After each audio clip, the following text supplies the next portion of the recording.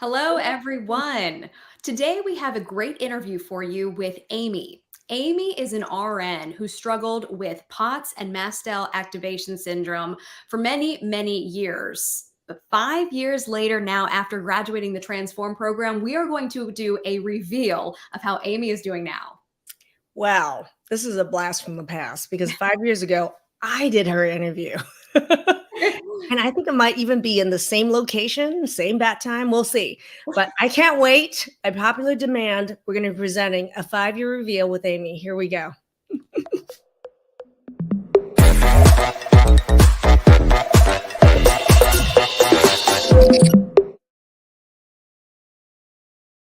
Hello, everyone. Thank you so much for joining us on this special live event, Transform Table Talk Live. This is kind of a by special request interview, Dr. Maggie, because last week we were talking all about the biggest pitfalls as it relates to mast cell activation syndrome. And Amie was on this in the audience saying, I struggled with this, but I graduated 5 years ago and look how I'm doing now. And the audience was kind of going wild. What's going on with Amie? So we can kind of really see how people get results through the Transform program and maintain them over time. So I think it's really an important topic. Last week, when we did the pitfalls that doctors fall into in dealing with mast cell, I think it's interesting is that we have a huge amount of people that have gone through our programs and with impossible to diagnose and treat diagnoses all the time, right? And I find that people go into this thing about how they don't get outcome or results dealing with doctors or even functional doctors. And then they say they want to be realistic about the results that they want to get. So sometimes when we have alumni that share some of their results, it does seem shocking, right? And I am really big, Anne, on real people, real outcomes, right? Real people, real data, real outcomes. So I'm really excited because it's now 5 years later, and I would love to bring Amie on and let's go into this case study and see where she was and where she is today. Ta-da-da-da. And here we have Amie. Amie, thanks so much for being here. Yeah, thanks for having me. And thank you for joining last week. I know you were enjoying the conversation last week because you could relate to so much of what we were talking about as it relates to mast cell activation syndrome. So we want to hear a little bit more about your story. Why don't you first start off by introducing yourself and telling us a little bit about your life? Yeah, so I am an RN. I actually have been having symptoms since I was 9 years old. I started off with issues with mast cell disorder as a kid, which was brushed off kind of as you have allergies, and was put on so many antihistamines that honestly most of my teen summers were a blur. I was sleeping most of them because I was on so many medications. Wow. As I got older, I ended up with an Epstein-Barr infection, which laid me out for almost a year. And then my POTS actually started with that infection and did not get better. Interesting. And that was in 2011. And I joined the program in 2019. And you've been dealing with this for a very long time. A very long time. Yeah. Pretty much essentially my whole life. I want to hear about the first symptoms. You mentioned as a child you had some mast cell kind of symptoms. What were those? Yeah, so I would react to everything. Nobody could predict when I was going to have a reaction. I would get hives all the time. I would be itchy all the time. I would be swollen. I would wake up, my whole face would be swollen. My lips would be swollen. My family would go on vacation. And of course I would be, reacting to everything. And, it was always very unpredictable and scary. I was in the emergency room a lot with, anaphylactic type reactions. That is scary because you're wondering when's the time it's going to be life-threatening? When am I going to stop breathing? What is going on here? And you're not getting any answers. And then to see the problem get worse after you had that infection with Epstein-Barr, now we've got a whole new set of problems with POTS. And Dr. Maggie, I know that POTS is something that people try to get help with, and they go to specialists. And they're just not able to get answers. But this is something that you see so often, and they'll come to you as a quote unquote last resort, after they go to all of the big hospitals and they maybe get a diagnosis, but then they get no help, they come to you. What would you tell somebody who's out there dealing with POTS about what you know about it? Well, I first want to give a definition to people so they know what we're talking about, because I think there's a misunderstanding in the medical community and in the lay public on what POTS is. POTS is postural orthostatic tachycardia syndrome. And when you think about that name, orthostatic means that with positional changes, your blood pressure can change, which will make you dizzy, unstable, unsteady, faint, fatigued. And then tachycardia, people think heart rate will start to race. So when you think about blood pressure and you think about heart rate, that diagnosis and treatment of that clearly would, in the conventional world, fall to the cardiologist. Mhm. And I'm going to have people type in chat right now. How many of you identify with the symptoms I just talked about?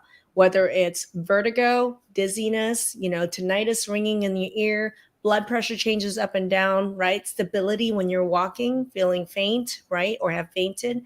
How many of you have heart racing, palpitations, irregular or super fast heart rate, and have been to the ER and have been to the cardiologist and have been told that you're fine, nothing is wrong, right? Or you go through a diagnostic rigmarole, and a lot of people will. They go to the primary care doctor who sends them to the cardiologist, who may then send them to Mayo Clinic to quote unquote see if they qualify for a diet for this diagnosis of POTS, right? And the only treatment for POTS, if you're lucky, I guess, is a prescription of a heart medication called beta blocker, which slows down the heart, right? So it decreases the amount of fast heart rate that you have. But the side effect is what? It lowers your blood pressure, making you more dizzy and faint. So does that make any sense? So my question really is for people is how many of you are in the diagnostic nightmare of this, trying to get a diagnosis? How many of you have been diagnosed and have been told, oh, I'm so sorry, you got confirmed with a diagnosis and we can't help you? Or number 3, we can prescribe this medication that's not really going to help you. How many of you have been through that rigmarole with having POTS? Type it in chat. Share your experiences. Stacy's already seeing her, all of them, everything that you're saying, right? Olga is saying me, right? Teresa is watching from Portugal. And then I have Terry who's watching from YouTube who says she's been told you're fine. It's fine. Everything is fine. Talk about medical gaslighting, right? Mhm. And then Heather is jumping in from YouTube. All of you guys that are watching from YouTube, make sure you click the link to subscribe and ring the bell to get notified every single time. And if anybody that are watching right now, somebody else that could benefit from seeing this, put their name in the comment section right now, whether it's YouTube or Facebook, go for it, right? So Heather says, I have POTS, mast cell EDS or Ehlers-Danlos syndrome, which is a joint disorder. And then I just have to deal. Really? But no, you don't. No, you don't just Not have on my watch, not on Anne's watch, not on Amy's watch. because I think so many people watching Dr. Maggie are going to really relate to Amy's story. And Amie, I think it's going to be fascinating to find out what were some of the linchpins for you that got you feeling so much better, because here we are 5 years later and I know you're doing better. So if it's okay with you, Dr. Maggie, let's find out a little bit more about what Amie dealt with regards to her POTS, because it sounds like this was between your mast cell and your POTS, a 20 plus year. Is that accurate? Over 20 years, yeah. Of feeling sick, not feeling well. So once the POTS started to really kick into high gear, you were working as a nurse. So that, I imagine, could become really challenging to continue to work. And I want to hear about how the symptoms progressed and what that was like living your life. Yeah. So, I mean, I was actually really fortunate to work with a team that was so caring and honestly placed chairs in the hallway like every 20 feet. Because it would take me about 20 minutes to walk from one end of the hall to the other, which is probably about 1,000 feet. I would have to stop and sit so I wouldn't pass out and faint. I'd feel super lightheaded between every chair, which was really frustrating. It became impossible to do my job. I did have to quit and take some time off. I took a leave of almost 9 months. Wow. We can't stress how life debilitating this had become. You had to quit your job. You said, I can't do this anymore. You were in charge of taking care of other people and you couldn't even take care of yourself. Yeah, absolutely. What was that like for you emotionally to have to step away from something I assume you worked very hard to get there? Yeah, absolutely. I had been in healthcare my whole life from the time I was 15. So, to be looking at, an almost 15-year-long career and having to stop providing for my family and not being able to care for my children. It was relying on everybody around me to do, just very basic tasks that should have fallen on my lap. Mm-hmm. I was fortunate to have really wonderful supportive people, but, it didn't help the fact that I was in bed and doing nothing. Mm-hmm. Obviously very depressing, very difficult to, want to continue going on. You really, there were some days where it was just like, what is the point of living if I'm just laying in bed all the time? I can completely understand that. Mhm. I want to hear then about your process of seeking out medical help, getting diagnoses, and what kind of help did they provide for you? Dr. Maggie, you have something to add? Yeah, before we do that, I'm going to ask right now, when I listed the symptoms for POTS, right, with the blood pressure change, dizziness, with the heart rate irregular or fast, I want to know out there, how common do you guys think those symptoms are out there? Do you think that's common or do you think that's rare? And the reason I ask this is because POTS is considered rare in the medical world. Okay. I want to know, looking at your own experiences and those around you, do you guys think it's common or rare? Everybody who's watching, type in chat right now and take a vote. And then Amie, I mean, you're a nurse and you had friends who were doctors. How was your reception to your symptoms in your diagnostic process? Yeah, so I went, from doctor to doctor. I actually was called out by a doctor at my local facility that I was becoming a frequent flyer and maybe needed to seek some mental health, help, because I was clearly not getting the care I needed. I was being told that your labs look fine. You look great. Your vitals look great. Ugh. There's nothing wrong with your vitals. Of course, when I was sitting in the office and not doing anything, yeah, my heart rate was okay. Have me stand up and take my heart rate. It'll go through the roof. So I mean, running from allergist to cardiologist to ENTs to literally, I think I went through every single specialist, GI, everywhere. And of course, everybody had the same response. Like, you're young, you look good. You look That's great. You look healthy. And like Terry said, you must be a hypochondriac. It might be in your head. Oh, yeah. I was referred to mental health services on multiple occasions. Okay, this is freaking BS to me. Excuse me, I'm a fan of the cursey words. And I'm going to get a little cursey right now. It gets hot under my collar. How does someone as smart, right, RN in the medical field, why do we even, and woman, right, this is all to me signs of medical gaslighting. And it makes me really hot under the collar. And Amie, your experience is my experience. I'm an MD. And when I went through my symptoms, dealing with Hashimoto's, dealing with fibromyalgia, dealing with mixed connective tissue disorder, I was told the same thing, which was like, get on antidepressants, get on therapy, right? Get on anti-anxiety meds. And so my question is for people is, I have a saying about how medical gaslighting is at an epidemic level. And I have 3Ds. What is the 3Ds of medical gaslighting? I call them the 3 dick moves. That's medical gaslighting. So anybody listen last week? The 3Ds. Number 1 is deny. Deny your symptoms are real. Number 2, dismiss them. Oh yeah, they're real, but they're not a big deal. They're all in your head. And then number 3 is delay. Oh, we'll see how it goes in the next 6 months. Lose 30 pounds and we'll see how it is. Oh, we'll refer you to somebody 6 months from now, right? So deny, dismiss, and delay. Those are the 3 really clear signs of medical gaslighting. So you experience all 3 of those. Oh, over and over and over again for 20 years. And were you ever offered any kind of treatment, any kind of help, anything that you think made any difference at all? I was offered a lot of drugs. None of them really made any difference. And I'm not a real big, they're offering me antidepressants, they're offering me anti-anxiety meds, they're offering me like all of these drugs that would make it, some of them were pretty heavy meds, even as much as opioids. And I'm like, I don't think I need an opioid for this problem. I don't think it's going to fix my problem. And so, I mean, I was offered a lot of medication that, some of the things I started taking and I didn't, some of them made it worse. Some of them didn't do anything. Yeah. Well, I mean, really, truly, I didn't find anything that was, an aha, this is great, perfect. I finally figured, the silver bullet, figured it out. There was none of the, And that is the frustrating thing for so many others in your position as well. And I imagine you did seek out, you were sent to a cardiologist as well, as Dr. Maggie alluded to, many people with POTS are, and that was unfruitful for you. Well, and how many go to Mayo Clinic? I think you were offered Mayo Clinic as well, right? Cardiology was like, I don't think there's anything we can do. We can send you down to Mayo. You might get a diagnosis, but they probably aren't going to be able to do anything either. They don't have a program or a medication. There's nothing out there for this. So it's to get a diagnosis. A lot of people think I'm going to go to some delay. I'm going to get to some specialty clinic like Mayo, and somehow that's going to be a solution. But the thing is, they just confirm your diagnosis and say, yep, you have a diagnosis. Sorry, we can't help you. There's not much we can do. That's the reality. And yet people don't realize that that's what happens. But 6 years or 6 months later, they get to Mayo, they get the diagnosis. Yep, that's what you got.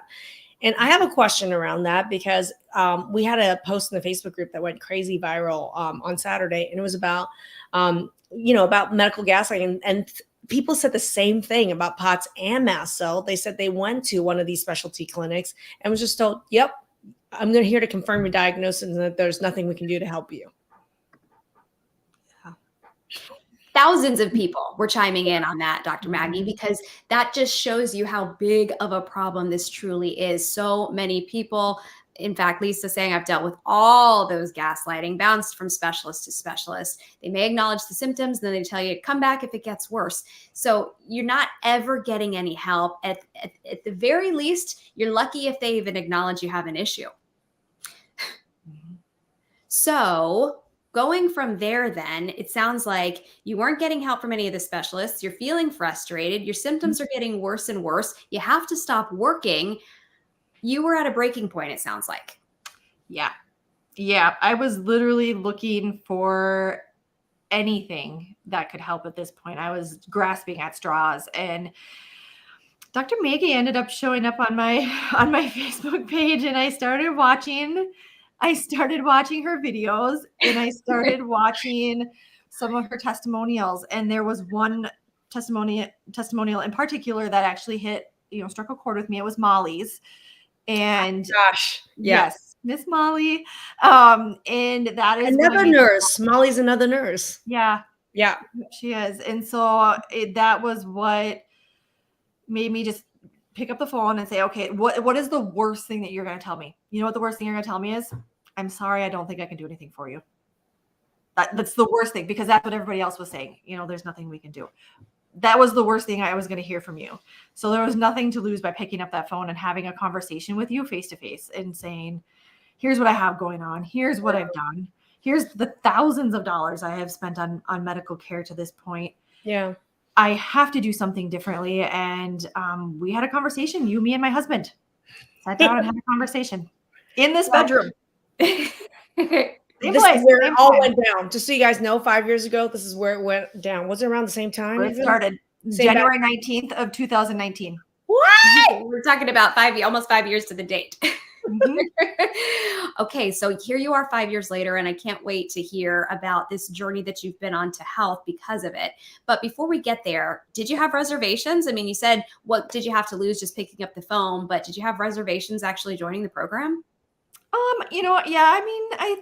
Because you've been through so many specialists and you've been through so many doctors, and everybody has said, well, I think we might be able to help. And Maggie told me straight out, she's like, you're either all in or you're all out. Like, I can do it. Are we done with the shit? We done with this shit? Yeah, pretty much. That's what you told me. You're like, are you done? Are you ready to be done with this? I said, are we done talking about shit that didn't work or not? Or are we going to start talking about the stuff that's going to work? Like, exactly. Right there. Yep. I haven't changed. Do you want to feel about it? I have not changed a bit on that in 5 years. Please never change, Dr. Maggie. Please change. We need you just as you are. Okay. Yeah. So if you would have rated yourself, it sounds like on a life debilitating scale, 1 to 10, unable to function, it seems like in your life, where would you have been 1 to 10 before the program? Probably about an 8.5. Yeah. It was pretty bad.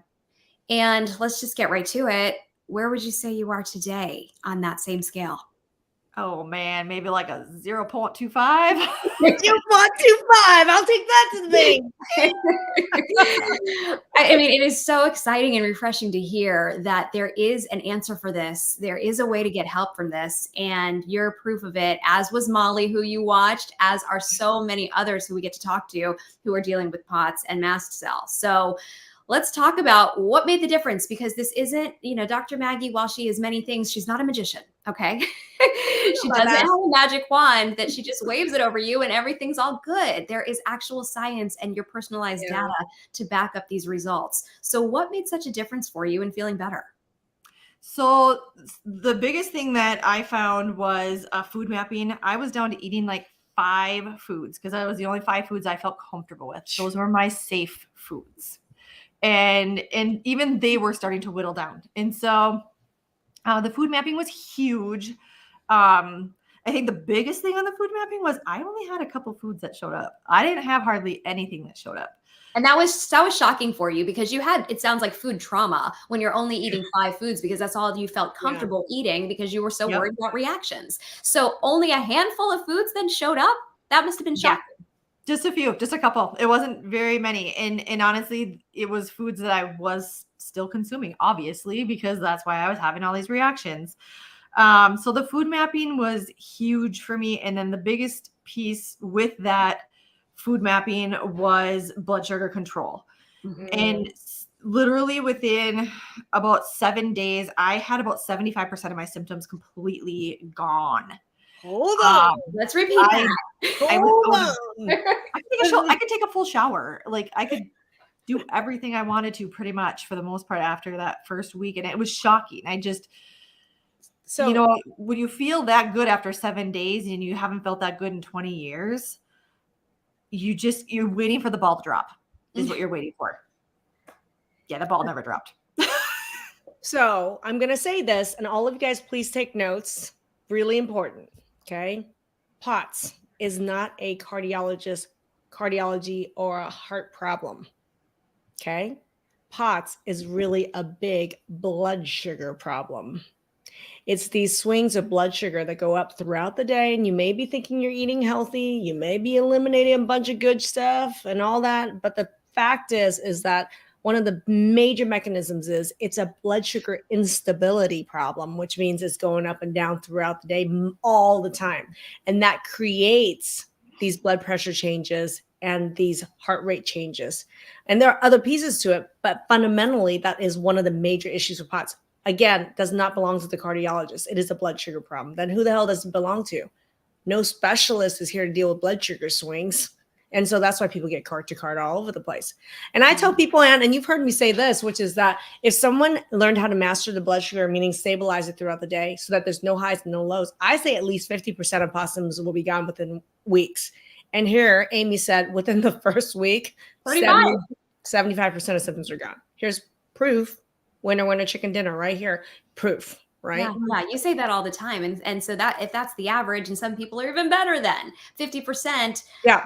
In 1 week. I mean, and I know that for you, Amie, that must have seemed inconceivable because you're saying things like, you know, I was able to take a shower for the first time, things that we would have taken so for granted before having problems like this. But it is so critical to your daily life. I could take a shower by myself after that first week. That must have felt like such a win for you. Oh, yeah, for sure. Just simple tasks, being able to cook dinner, standing up long enough to cook a meal, being able to sit, you know, even just sitting on the couch and watching a movie with my kids for 2 hours. It's just, like I said, like it was so crazy just how fast I felt better that I was waiting for it to go bad again, and it didn't. And so I'm just so grateful. But yeah, you couldn't, you know, it's hard to conceive that can happen, but it did. I want to make a connection here, which is now I have questions in the chat about mast cell activation syndrome. And that's where there's a ton of histamine or allergic type responses to a variety of seemingly foods or environmental causes that can cause a wide variety of symptoms, including like flushing hands, rash, right, asthma, all that. But there is, believe it or not, mast cell and POTS are really connected. I'm going to draw a line to connect the two. Everybody pay attention. So when someone has mast cell or histamine problems, they're responding to some of the foods. This is why we're talking about food mapping right now. What happens is the food, the body doesn't like it, sees it as an allergen, and then it creates histamines. Histamines causes your blood vessels to expand. We call that vasodilation. That means it causes local swelling, right? But also a drop in blood pressure. Ooh. And then now you wonder why some people with POTS have a ton of food allergies. Some people with a ton of food allergies or mast cell will have a ton of POTS-like symptoms because histamine fluctuations will rapidly change blood pressure and will rapidly cause your heart to compensate by beating faster. So it's one of the underlying causes of POTS then, histamine issues with food and food allergies. And the answer is yes, yes, and hell yes. But no other doctor's talking about this, Dr. Maggie. I mean, no one else is mentioning this. And I would be willing to bet, Amie, no one ever mentioned this to you, any kind of connection prior to you meeting Dr. Maggie. No, it was a huge aha moment for me when we went through that module. And I was just like, it all makes sense now. Your whole life. Yeah. And you think about your whole life of dealing with these struggles from the time of a child and what that must have been like to not being able to do all of the things that you wanted to do and being just like all of your friends because you were dealing with these issues. Yeah. And suddenly, oh my goodness, you were shining a light on this because Dr. Maggie has made those connections where others haven't. Well, and you said you were down to 5 foods. Why were you down to 5 foods? Is it because of elimination diet, prior testing, provider recommendation, your own Google mania? What was the reason you were down to 5 foods? Fear. Yeah. Oh. Fear. Because I had had so many food reactions that I was afraid to branch out. And I had found, just like I knew if I ate chicken per se, I wasn't going to have a reaction. And so it was a safe food. And so a lot of it was, even just the mindset piece of it, the fear surrounding having one of those reactions and, putting yourself in a little bubble that's comfortable because that's where I felt safe. I get that. I think a lot of people can relate to that. I included can relate to that prior to going through the program myself as well, because you start to think, okay, it's not worth the anxiety. It's not worth the fear to even try these foods because that is just as debilitating as the symptoms themselves. So how liberating, I imagine it was once Dr. Maggie went through your food program with your food mapping with you to see, okay, it's just a handful of foods. Those are my sensitivities. I'm going to take the plunge and expand my diet. Expand, not restrict more. Yeah.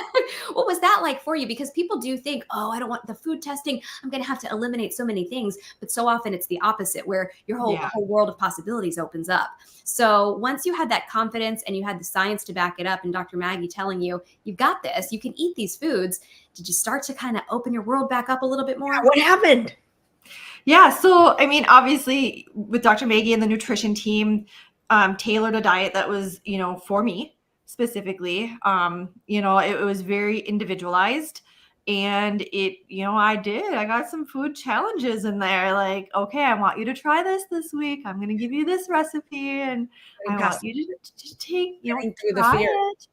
Yeah. And so there was, that mindset work around it. Plus also knowing I had a nutrition team and a doctor who really had my best interest at heart. They were not going to put me in a position where I was going to get sicker.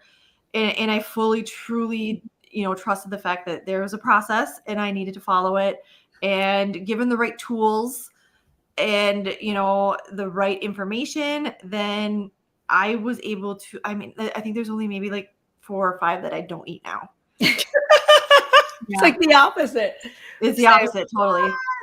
And that helps you with your family life and your social life as well, probably, because you're not exactly the fun person to go out to eat with if you can't eat anything. So now you can be at family gatherings and probably partake, and you can go out with friends. I mean, just that aspect alone of not feeling socially isolated when it comes to this stuff is also a big contributing factor to your happiness, I imagine. Is that the case for you? I'm a total foodie. I love food. So it was... I've been following Amie as a Facebook friend for the last 5 years, and the amount of posts you have around food.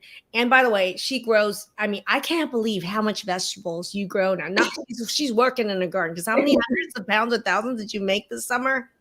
Over 800, yeah. 800 pounds of vegetables she grew, canned, prepared, froze. Come on. That's This really is nice. so fun seeing you really enjoy growing, cooking, and eating your food again. It's been amazing. Yeah, it's been wonderful. Because like I said, I'm a total foodie. I love food. It's so nice to go on vacation and be like, Yes. yeah, we can go check out this restaurant. That would be great. This place looks delicious. Okay, yeah, we're going in there. You don't have to be worried. I don't have to be worried about it anymore, which is super liberating for both me and my family. I'm more fun. I'm way more fun now. Who wants definitely. their fun back in chat? I'm just going to say, who wants fun back? Whether you're the fun or you want to have fun, type in chat if you want your fun back. I hear that as like this dream list or something. I want to have fun again. Type in chat if you want to have fun again. And you're Well, about to say something? Well, yeah, no, you mean you mentioned the mindset being such a big piece of it. I think for people who don't understand what the Transform program is all about, maybe you could share a little bit about how mindset is weaved throughout this program and really helped you on this journey of feeling more comfortable. You had the data, and that's one piece, but you mentioned that mindset was a key for you as well. So what is that like when you're going through the Transform program? Yeah, so I mean, it's a really holistic program, which is really awesome because it really does dive into, your mindset as well. And when you have been sick for so long, it is hard to be a positive person. It's really, Yeah. really hard, It's true. and you're really struggling to see the good in the days that you're struggling, especially the days that you're struggling. And so I think for me, the mindset really made a big difference. It actually improved not only like my relationship with myself, Mhm. being able to trust myself, Yep. being able to say, you have the tools, you know what to do, and then even just having, the improvement with the relationship with my husband. There was a lot of caregiver fatigue.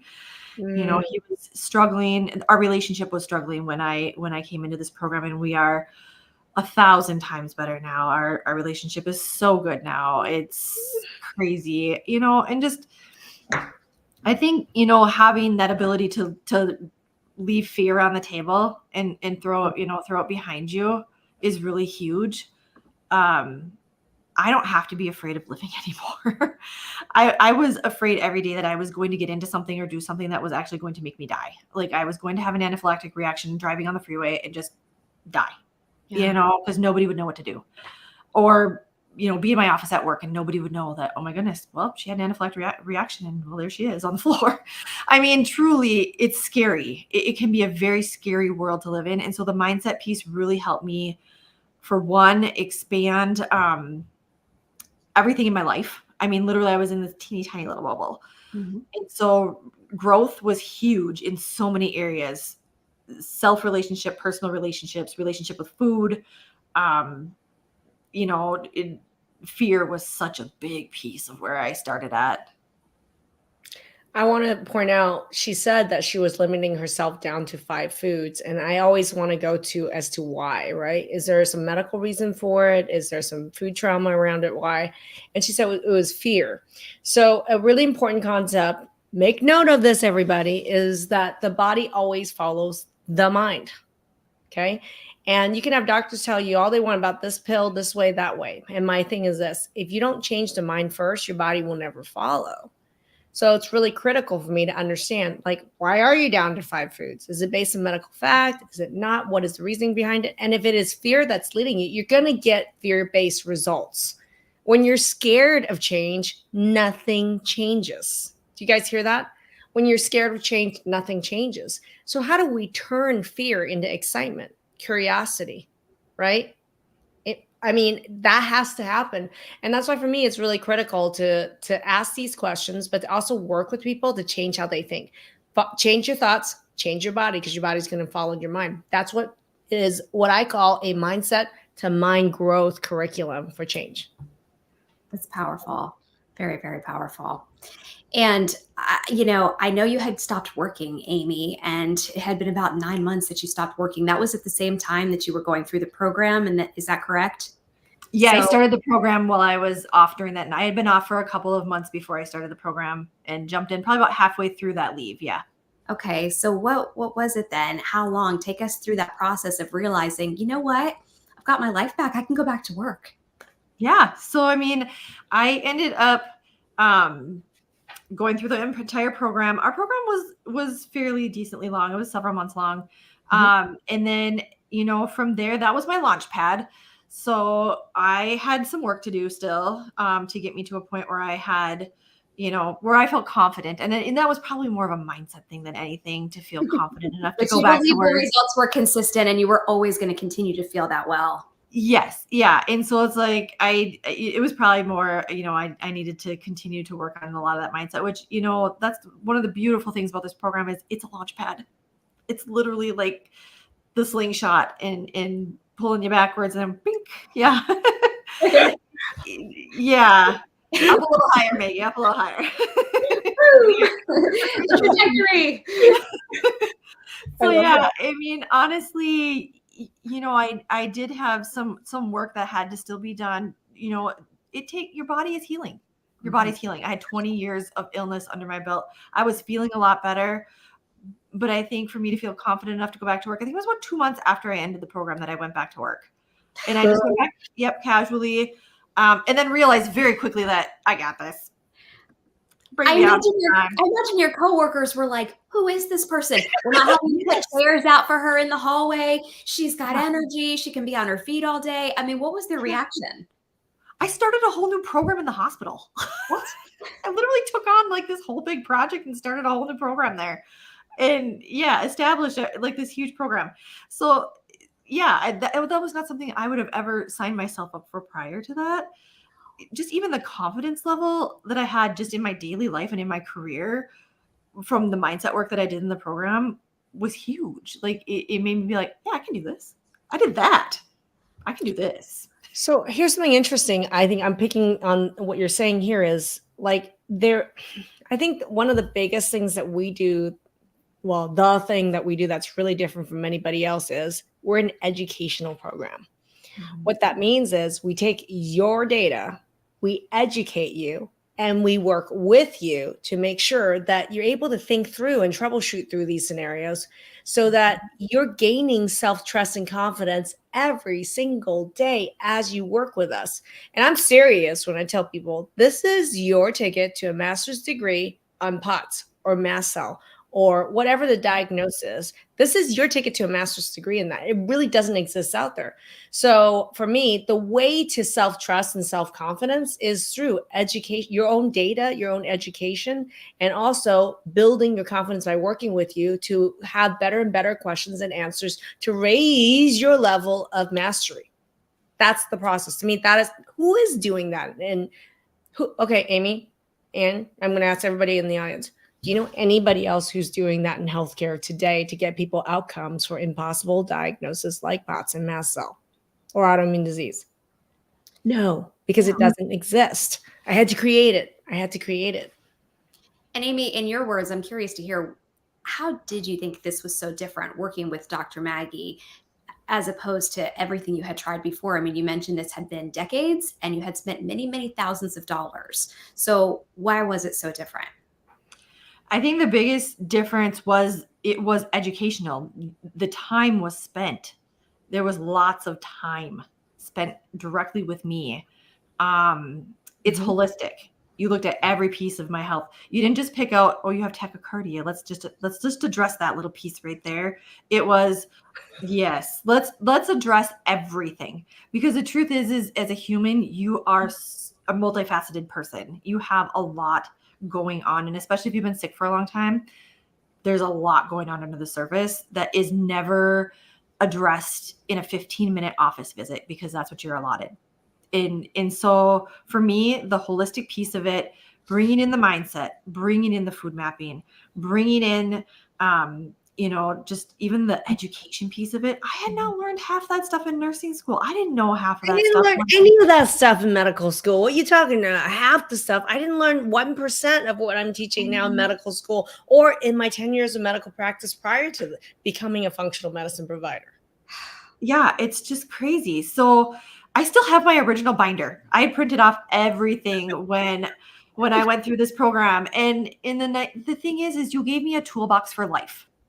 Yep. I have a toolbox. I have a binder and it is my toolbox. And so if I get sick, if I pick up a virus and I'm not feeling good, or I'm like, oh, I'm starting to feel like maybe I'm just not feeling that great. I'm a little under the weather. All right, what do I need to do? Boom. I've got a binder that literally is my roadmap for life. It gives me the tools that I need to literally problem solve. I can't think of anything that I can't problem solve on here, because not only did you give me the tools to be able to figure things out for myself, you gave me the tools to figure out who I should bring into my team if Yep. I am not able to do it myself? Who do Yeah. you look for? How do you determine that that person is going to be able to help you? Discernment. Yep. Yeah, there's so much out there that how do you discern what's going to be valuable to you and what's going to give you the results that you're driving for? We had a conversation with a couple earlier, even today. It was about discernment. Discernment. I think that's a really strong word. Is how do you actually tell the difference between activities that are going to bring you results and activities that are not going to bring you results? Providers who know what they're talking about and providers that don't know what they're talking about. And I'm going to ask you guys this question out there. How would you discern a provider who knows what they're doing and is telling the truth and a provider who doesn't know they're doing or not telling the truth? How do you guys know the difference? Type in chat. I'm curious. Would you know the difference? It's the whole idea is gold versus fool's gold. How do you know the difference? And Amie referenced the fact that she has the binder. She's calling it the binder. Okay. And which is the tools that she has for life to make that discernment. How many of you would feel like you want that binder? Who wants that binder? Type in chat, the binder. And I'm curious out there, what would you use for discernment? And I'm going to ask I'm going to ask Amie, how do you have discernment about doctors now, maybe doctors who know what they're talking about, who are telling the truth, right? Who know what they're doing and they're telling the truth. How do you know? You want me to go first? Yeah, you go ahead. I think for me, one of the biggest things, coming into your program was seeing real people. Boom. Real people who had real results. Boom. And years later have maintained those results. Boom. Because the thing is lots of doctors who make you feel good for a while, but they don't give you the tools that you need to continue improving your health. My health, you gave me a 3-year plan when I started this program.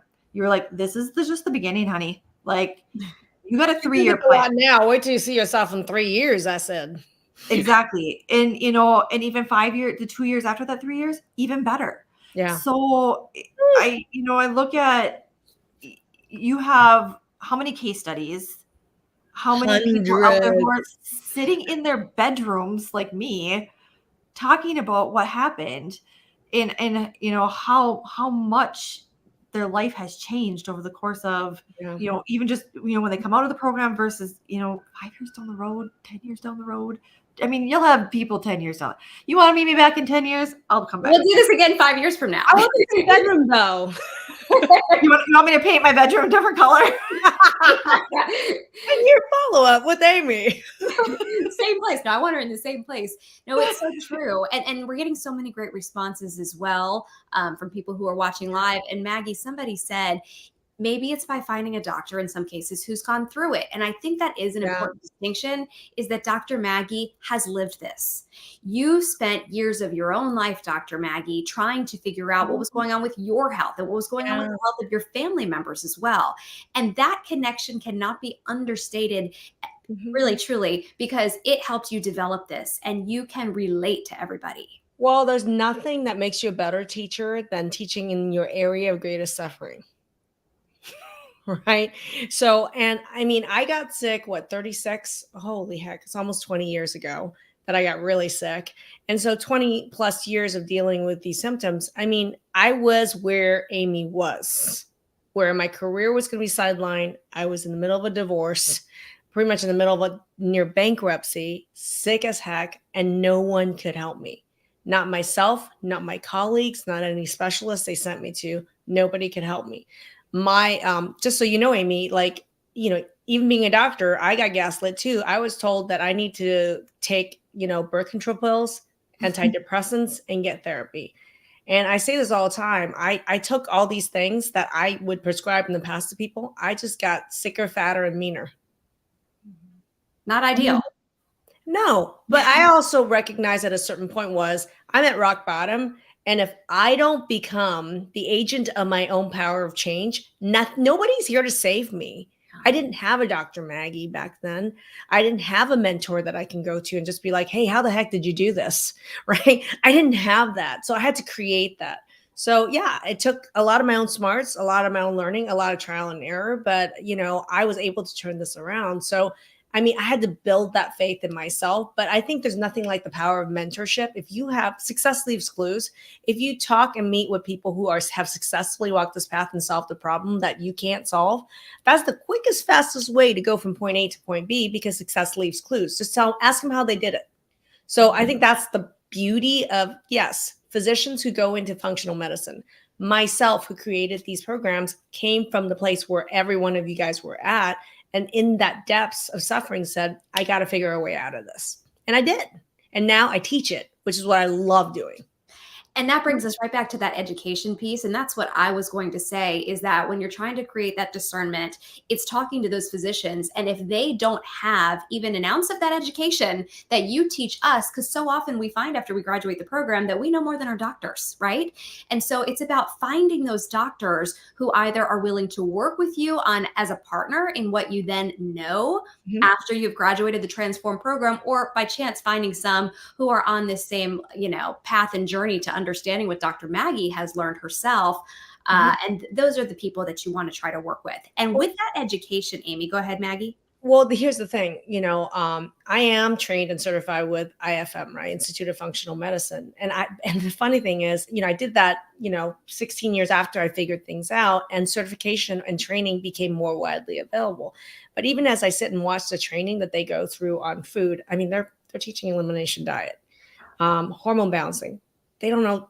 I'm sorry, but they don't know. The people that are teaching hormone balancing, some of them really don't have as much clinical experience, and they're not tying some of these dots together. Some of them are, but some of them are not. And I think what I find lacking is the providers who do learn some of these skills don't get the numbers and years of experience to be able to pinpoint it really fast and say, oh yeah, that's this pattern, that's that pattern, that's that pattern. And here's how it connects with the POTS. Here's how that connects with the mast cell. Here's, so it's an interesting thing. I think my expertise is being able to see patterns and tie things together that seem disconnected, right? But being able to teach you that skill, I think, is really important. I don't think that they're teaching that in any medical school, any RN program, or even any functional medicine training. So I love being able to teach that skill to everybody and anybody. And we have providers to come to get certified to actually teach these, because they're saying, we went through this training or that training, and nobody teaches hormones like you do, or no one is doing food mapping like you do. Trust me, we had Dr. Jason just talking about practicing functional medicine provider for 26 years, talking about how I thought I had food, sensitivities dealt with, but when I came and learned from you how you actually pull in hot topics like digestion, non-allergy related food reactions, and accurate testing and accurate results, the role of genetics, vaccines, all these pieces in food mapping, this was news to me. This really upped my game like tenfold. So, it's not just patients that are experiencing food mapping like this, but providers are coming to us, asking us for training and saying this is leagues ahead of anything they've ever received anywhere else as the training they received to be doctors. And yeah, you see it happen. It's clearly, you have many examples of this. Yeah. Amie, then because you're able to graduate with that knowledge yourself, I am so curious to hear how you have been able to apply it, because you work in the healthcare field. Has it made a difference for you as you're working with patients? Absolutely. Because I can definitely see those patterns now too, because I've been trained how to look for them. And so there's many times where I've had patients who, were experiencing like significant anxiety, and, I'm looking at them, I'm like, yes, you haven't eaten in 10 hours. You had surgery. We got some blood sugar problems. You need to eat something. Like, maybe try food first. Usually it works. Usually it's pretty amazing how people feel so much better after they get a little food in their system. And I think too, I've had other family members who have gotten sick, had symptoms that were very, very similar to mine. I was able to, use the knowledge that I got and be like, okay, here's what you should be looking for. Here's what you need to have testing done on. Here's, the doctors that you should be going to. This is what you need to be doing. And I do have one particular very, very close relative who had to quit her job, and she's a nurse as well. Similar situation. She was dealing with POTS or what? She was dealing with POTS as well. And, she kept texting me. She's like, I know you know. I'm like, yeah, I know. I do know. And so, I mean, honestly, just even, being a guiding light in her path, I don't think she would have gotten the care or the treatment. And she's back at work, by the way. Yeah, she's fine. Oh yeah. But because of the help that you were able to provide, I'm assuming it wasn't because of It was directions. Yeah. Yeah, I was able to, for one, have the education background now and be able to kind of see and look at her labs and be like, all right, well, here's what's kind of going on. You need to address this and this and this. And then help her also to find practitioners in our area, because she does live very close to me, that I know have, the ability to work with her. And I know they'll work with her. And I know that she can come to them and say, hey, here's what I've learned. Here's what I want to work on. Will you help me? Yes. And I think that is such a special aspect of this program. And Dr. Maggie always says, bare minimum, it's helping 3 generations, because you're investing in the program for yourself, but you're able to help your generation, the generation below you, and that above you. And so what an investment, how these dollars are reaching quite far to transform not only your own life, but those around you as well. And you are proof of it with your own family and then with your patients as well. What lucky patients you have to have somebody with this knowledge and background that Dr. Maggie has educated. Well, truth be told, our biggest source of people coming into our programs, there's 2 sources. One source is happy people who've recovered, right? And they refer friends or family or people they care about to come into the program. And the other are providers. So we have actually lots of medical and functional medicine providers who are referring their patients to us to work with us because they want these problems solved for their clients. And they know that we know how to do that. So it's interesting. Referrals is the #1 entry into our programs. That speaks volumes. People who have been there and who want to share the good news and say, I know who can help you. I know you feel like there's nobody out there, but I have somebody who can help you. So if there is somebody watching, Amie, who is, and I know there's many because I'm seeing the comments come up in this chat, that these people are frustrated. They feel like they're dealing with mast cell problems, digestive problems, POTS-like problems, and they aren't getting help. Maybe they're dealing with these for years like you were. What would you want to tell them about the Transform program? Yeah, the Transform program for me definitely was the ticket to getting my life back. I know I wouldn't be where I'm at right now if I wouldn't have gone through the program, because I was literally given that ticket on the train to send me to the place where I'm at right now, and as a one-way shot. Like, I can't imagine what life would be like right now. I can't imagine where I'd be, how much more money I would have spent, only to probably be in the same situation, if not worse. Yep. The amount of knowledge that I gained from that program was worth more than my nursing degree, honestly. Yep. My nursing degree cost a lot more than the program. But the amount of knowledge that I have, and then the tools that you get for the rest of your life, you don't lose the knowledge. Like, you are given tools. You are given tools to be a healthy, happy human being. Get well, be well, stay well. And honestly, I can't imagine not having picked up that phone. I can't imagine what life would be like right now. Yeah. That would actually scare me. Because you mentioned not only the amount of money you would have continued to spend on medical interventions and healthcare, but then also you weren't making any money either because you weren't able to work. So when you're looking at that investment, it's like, going the wrong way. Yeah, if you didn't turn this around. So, okay. Dr. Maggie, go ahead. So I want to talk about what are the solutions. I want to just summarize some of these things, because #1 for me is when we're talking about mast cell and we're talking about POTS, I think for Amie, food mapping was a huge game changer for her. And I wanted to just do a quick teach right here as to what the food mapping system really is.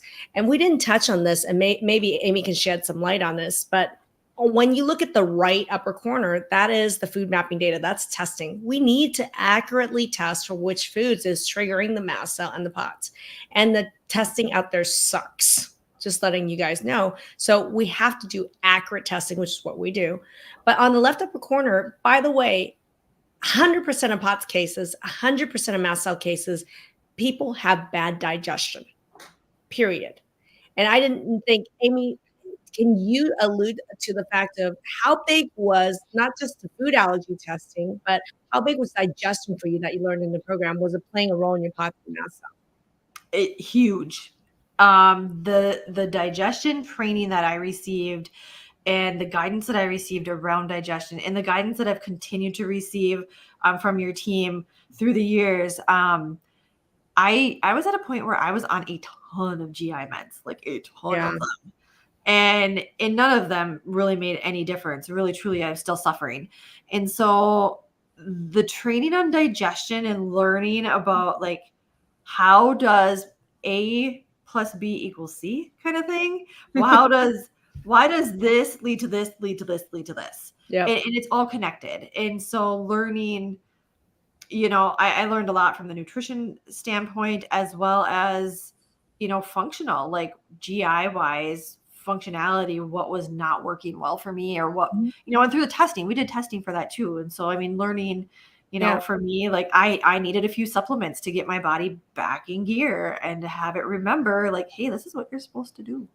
Well, and a lot of people don't realize that some of these digestive problems are genetic, meaning that they were born with it, and they can even trace back to when they were a kid and they already had some early symptoms associated with digestive problems that then built up to become a mast cell problem or a POTS problem. So this is why, for me, it's really important for people to understand that the food mapping system, I mean, we have a program called My Food Mapping Masterclass, involves proper testing, but learning about digestion. On the left lower corner, histamines. Okay, this is why we're talking about mast cell. We're talking about POTS. Histamines is completely relating with a ton of this is food reactions, and it causes symptoms of POTS and mast cell. And then finally, on the right lower corner is where if you can't digest your food and you're not understanding what you're allergic to and you're not pulling what you're allergic to and you're not reintroducing all the foods you need to eat, you are an empty tank in your nutrition. In your nutrient tank, zero, gas tank of zero. So how do you deal with fatigue, right? Brain fog, anxiety, depression, chronic fatigue. You can't. I mean, Amie was laying in her bed for what? How many weeks before you? What? It was 4 months that I was 4 months laying in bed. But people end up there when they don't deal with digestion. They don't have accurate testing with the input, and they don't lower that histamine load. Then your nutrient tank is going to suck. So this is the basis of the food mapping system, and nobody is doing this on earth. I'm just telling you guys, nobody is doing this on earth. I had to create this. This is what's creating some of these huge outcomes for patients with POTS and mast cell. And we talked about digestion as well. And I just wanted to leave you guys with this. If you want to learn more about my food mapping masterclass, which is one of our standalone programs to deal with digestion, here's a QR code. We're going to put a link in chat for you just to learn more about the program for my food mapping masterclass. And if you're at all confused and you want to talk to one of us and you want to talk to somebody who knows what we're talking about, who's done this a million times, just book a call, because we do have a variety of different programs. We have programs that focus on hormone balancing. We have programs that focus on food. And we have the main Transform program that focuses on every aspect of what's going on with your issues. So talk with us, book a call with us so we get to know what's going on with you. And then we'll share the resources. We literally have a YouTube channel. By the way, all of you watching on YouTube right now, make sure you subscribe, with over 1,200 videos and trainings that I've done over the course of the last 6 years. And there's over 300 case studies just like Amie's to show you the path that success leaves clues. So I want to show you what success looks like and what the clues they've left. Amie literally is sharing with you what ended her POTS and mast cell 5 years later and going. So case studies is one of the most powerful ways to learn. So I invite all of you to visit our YouTube channel, type in a word or two of a symptom, my name, and it will pop up case study after case study, training after training. It's free to go learn from my YouTube channel. Hop over there and learn. There's so much information. There's so much information. You've done so many trainings regarding any topic you could imagine as it relates to health and chronic illness, autoimmunity, mast cell, POTS, a lot of the things we're talking about tonight, and so much more. Amie, what an incredible transformation for you. What a new take on life. I mean, you got not only your life back, but from what it sounds like with improving your relationships, you got an even better life. Oh, my life is crazy rich. I love it. I've literally created this life that I love. And it is because I have the tools to do that. And so no, I'm super grateful. Super grateful. I'm gonna do hashtag crazy rich Amie right now. Crazy rich Amie, the crazy rich life. That's what anybody could ever want. So everybody is celebrating you in the live chat right now and just congratulating you as well, because you're the model for what could be. I'm not unique though. I'm just an everyday person who lives in a little tiny town of 400 people. Well, and the thing is, you're not unique. And I'm going to say, are your results spectacular? Or like, are you a superstar with a super rare result from all the people that you've seen that have been through the program? Are your results extraordinary in the program? No, I honestly, the group of people I went through the program with, I watched over the course. I had people who we started the program and they could barely talk. And by the end of the program, they were just like, yeah, feeling great. I mean, literally, I've watched people lay on the floor during some of your trainings because you were one of them, lady. I know. I was in bed. It was so bad. It was so bad. It was. Come as you are. I did. I showed up as I was. It wasn't pretty. But you did it. You got through it, and now you're no longer horizontal. You're able to be vertical and living your life in a much better way. Absolutely. Absolutely. Doing what I want, when I want, because I want to. Boom. And not having to not have to worry about anything. Boom. Take that to Mayo, everybody. Yeah. All right, everybody, that is a wrap. Thank you, everyone, for joining us. And if you guys in the chat could give Amie a big boom in chat, that'd be amazing. And if any of this hit home, you had one lesson that you learned from Amie's story, I would love for you to type one sentence with one lesson that you learned from Amie's story. And I would love to know, what do you think is your biggest obstacle? Like, we heard what Amie's obstacles were and how they overcame the problem. Tell me what obstacle you're facing. I read every comment. Okay. And I would love to give you how success leaves clues. Give me the one biggest obstacle you have, and I will take a look at that. We're going to answer you and share a resource with you how I would solve that problem. How about that? Take that to the make. All right, everybody. That is a wrap. I'm going to have all of us say good night and have a wonderful night. I hope you enjoyed it. Congratulations, Amie. And thanks, everybody, for watching. Bye. Bye.